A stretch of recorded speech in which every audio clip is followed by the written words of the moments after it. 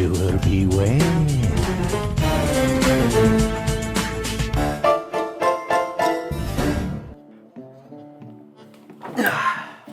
Welcome back to Viewer Beware. It's the series where we go over each and every episode of the Goosebumps TV show. And tonight I don't really have a cute little intro for you because we're watching The Headless Ghost. And I figured the closer we get to Halloween, the big 3-1, the spookiest of all the calendar dates, the more classic ghost stories we need. And this is exactly that. It is a simple, straightforward ghost story about a ghost that is also headless. Sure, we've seen it before, but have we seen it with ice cream covered corpses? I think not. So let's just cut out all the nitty gritty and roll that tape.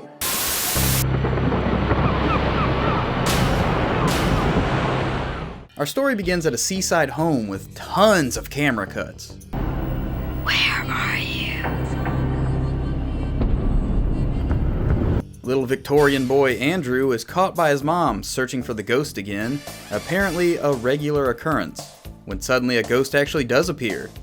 But we cut to a tour group in a haunted manor called Hill House that is simply hearing the story of the headless ghost of Hill House.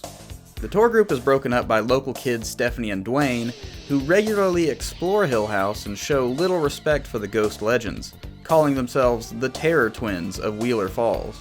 The Twin Terrors of Wheeler Falls strike again! Maybe we're getting too old for this Twin Terror stuff.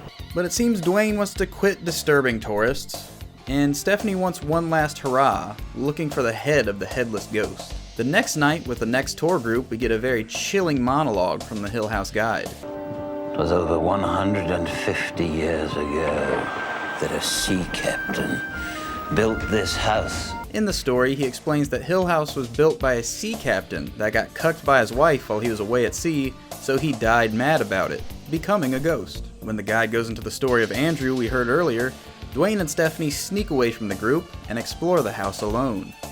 The Terror Twins break into the sea captain's study and investigate all the nautical accoutrements, with Stephanie poking fun at how jumpy Dwayne gets. Oh no. What? The head. Where? Nowhere, you sucker! Are you gonna fall for every dumb trick tonight? Suddenly the two hear loud footsteps and they hide in a closet before getting discovered by the tour guide, who promptly tosses them out for not respecting the spirits. Dwayne and Stephanie argue outside the house before being interrupted by a mysterious boy named Seth that offers to show them real ghosts. You have to wait for the house to close up and all the tourists to go home. That's when the real stuff happens. Seth claims he snuck into Hill House after hours and saw the real deal ghost and invites the Terror Twins to come with him. Later that night, Dwayne, Stephanie, and Seth break into the haunted house and explore more rooms that aren't on the tour. During the ghost hunt, Stephanie notices a dumbwaiter, which causes Seth to launch to a previously unheard of ghost story from the house. Apparently there was another boy who lived in that room that constantly wanted his kitchen maid to deliver him strawberry ice cream in the dumbwaiter. One day, the dumbwaiter didn't come all the way up. The boy reached, and he reached, until finally, he reached too far. When the maid found him at the bottom of the shaft, it was hard to tell the difference between the boy's face and the strawberry ice cream. I too have a hard time discerning between strawberry ice cream and blood, but this is pretty interesting plot because there aren't too many explicit child deaths in the series, and this is the second one this episode. After Seth's story, they decide to continue the hunt for the missing head in the attic, where they discover an art studio the captain uses to paint his victims. While Dwayne and Stephanie look around, Seth locks the door and says he can't let them leave. When Dwayne tries to leave, Seth claims he is actually the headless ghost, borrowing the head of another boy, and now he needs Dwayne's head. Pause. I'm gonna take yours. I need your head, Dwayne. I need it too. Dwayne tries to talk his way out of the situation before the dumbwaiter rolls up. What were you expecting? A dish of ice cream? Despite the ghost appearing, the kids aren't particularly frightened, and the headless ghost is actually kind of clumsy.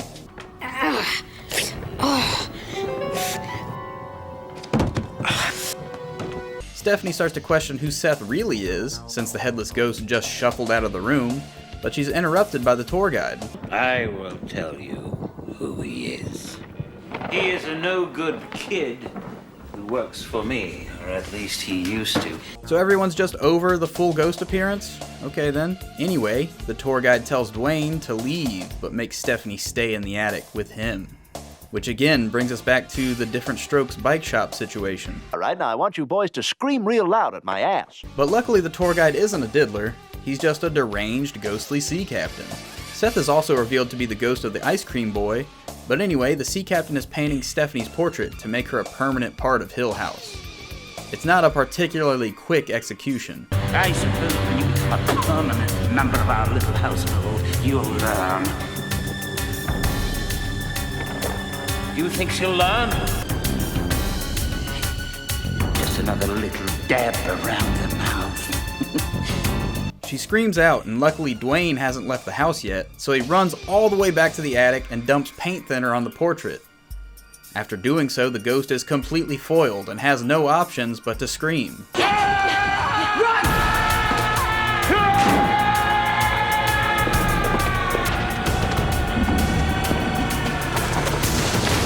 Sometime later, we see that Hill House tours have shut down and the property has been sold. Do you understand they used to give tours here?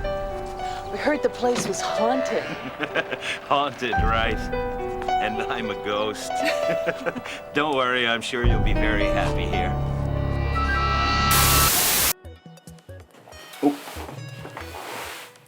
So the sea ghost captain quit his job of a tour guide and continued his original job of killing the inhabitants of his house. A pretty strange career move, but given the fact that he was found out, I can kind of understand it. But really, that's just one of the many changes that the episode made from the book. In fact, they put so much focus on the sea captain that the headless ghost just kind of fell by the wayside. They really could have just called this the sea captain's ghost. Also, the entire climax and ending of the book is entirely different from the episode. You see, when the three kids are in the house and Seth starts pranking Dwayne by saying he's Andrew's ghost and he wants his head, in the book they try and get away, but they accidentally stumble on a hidden passage that has the real carcass's head, and then the ghost comes out and everybody's shocked, and the ghost just collects his head, says thank you, and gets out of there. And then the Terror Twins are so shooken up by this that they don't go to the house for months. And when they finally do, they get a tour from the classic tour guide. And then when they end the tour, the police are saying, why are you in the abandoned house? And they're like, what do you mean it's not abandoned? We just had a tour. And they said, well, you must have got a tour from ghosts. So they look back at the window, and there's a ghost in the window. Boom, end of book, printed. And honestly, I like that approach. It's more subtle. The ghost has more impact. The headless ghost is front and center. Even though he's not there, he's still the focal point of everything. And in the episode, it's more about the sea captain and his paintings, which didn't appear in the book. You didn't paint someone's soul out of their body. And then also, there are no ice cream ghosts in the book, but I have to give them props for the ice cream ghost rewrite because we got to see a mangled child's corpse in a children's TV show, so toast to the gore. With all that tallied up, I would have to give the headless ghost 3 gooses out of 5 bumps.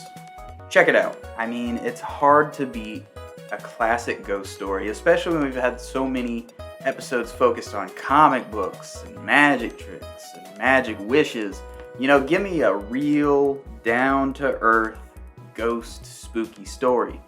It's fun, and I will see you guys on the next one when we go into, I don't even know what the next episode is, so you gotta tune in and watch. See you guys then.